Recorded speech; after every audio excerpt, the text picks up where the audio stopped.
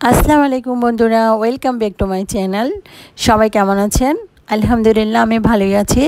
এই তো আমি এখন আজকে বাসায় একটা পোয়া মাছ আনছে, পোয়া মাছটা এখন রান্না করব, তাই জন্য আমি ধুইয়ে পরিষ্কার করে নিলাম।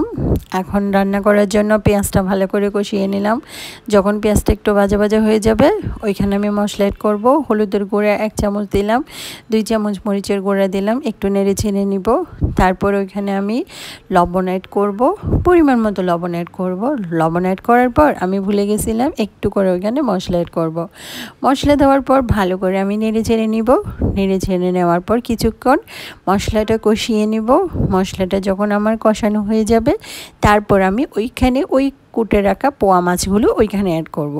বাসায় আজকে টমেটো ছিল না, তাই টমেটো ছাড়াই রান্না করেছি, কিন্তু খেতে না অনেক মজা হয়েছে। টাটকা একটা মাছ ছিল তাই।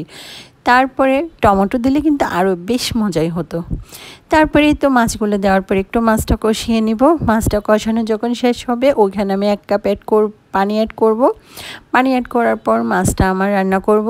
রান্না করা যখন প্রায় শেষ পর্যায়ে তখন আমি ধনিয়া পাতা অ্যাড করব। ধনিয়া পাতা দেওয়ার পর আর বেশিক্ষণ লাগবে না, এই তো আমার মাছ রান্না এখন কমপ্লিট। সবার কেমন লাগছে মাছ রান্নাটা অবশ্যই কমেন্ট করে জানাবা। যারা যারা আমার ভিডিওটা পুরোপুরি দেখেছো তাদের সবাইকে অসংখ্য ধন্যবাদ। সবাই ভালো থাকবা। আজ এ পর্যন্ত, আল্লাহ হাফিজ।